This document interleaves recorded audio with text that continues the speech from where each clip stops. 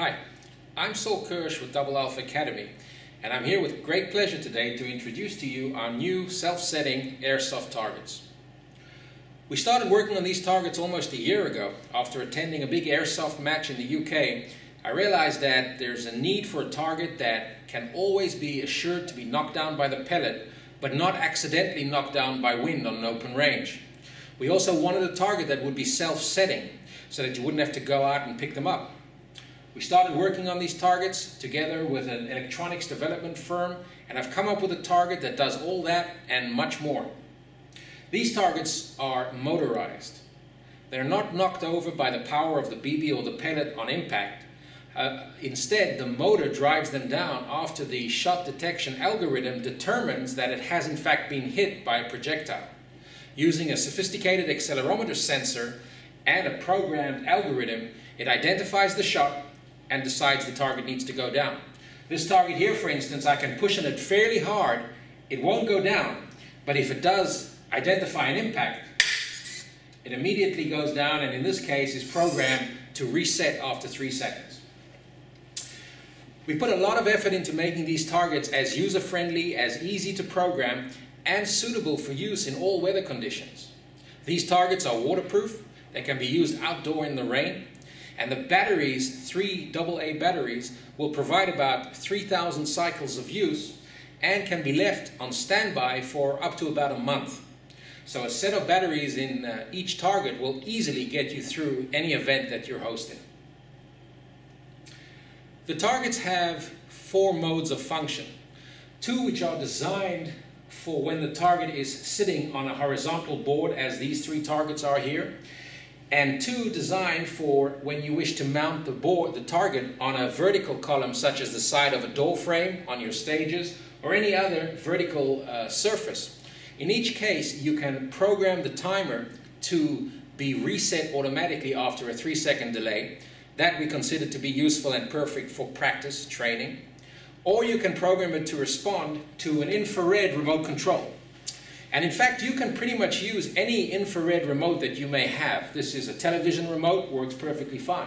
The multiple buttons can be used to pair with individual targets so that each target responds to a different number on the remote.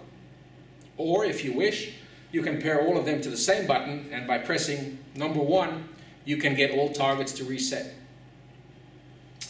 The programming of these targets, since there are no external switches or knobs to work with, there's only an on-off power switch on the back. The programming is done through tapping on the target immediately after turning it on.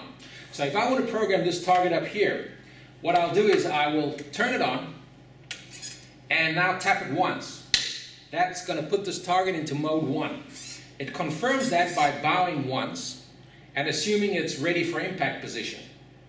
Mode 1 is a 3-second automatic reset for a floor mount. In other words, for a for a horizontal mounting use. Now this target now, if it gets hit, will go down and reset automatically after 3 seconds.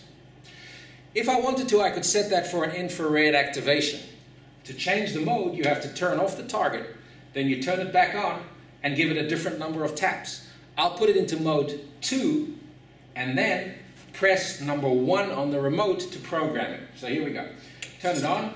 Tap it twice. The target will bow twice. And now it's waiting for a signal from a remote. I'll press number 1.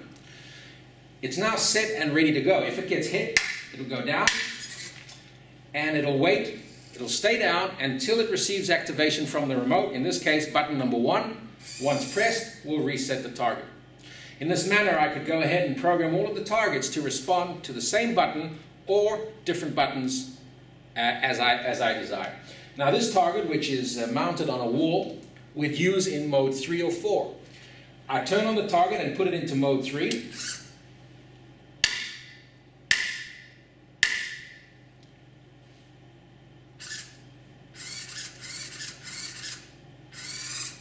Now in this mode, the target again is set for a 3-second automatic reset. Once it's hit, it falls forward this time and will reset up after 3 seconds. Should I want this target on the vertical wall to respond to the remote control, I need to put it into mode 4. And you'll note that I tap it firmly but slowly, about a second between taps. Now the target is in mode 4 and it's waiting for a response. I'll push number 2 on the remote, and now this target is programmed to number 2. If I were to knock down both targets,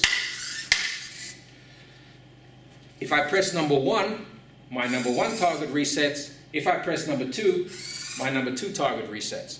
Now I could program all targets to respond to the same remote, to the same button, or I could take a smaller remote which has only one button, such as a remote control for a camera.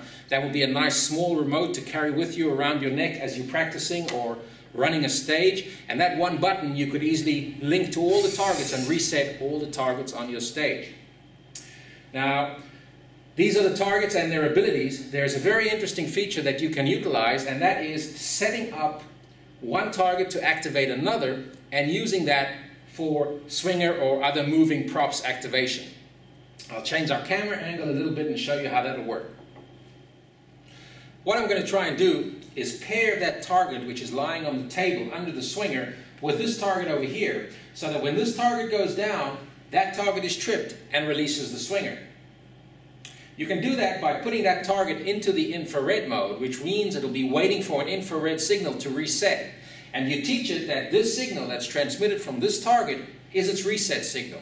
And the way we'll do that is turning it on, tapping it twice. It'll stand by waiting for a signal. Instead of giving it a signal from the infrared remote, we'll activate this target, which will send out its signal, and then we should be able to link the two. So let's do that. We'll turn that on. Tap it twice. Confirms that it's in mode 2. We'll tap this one.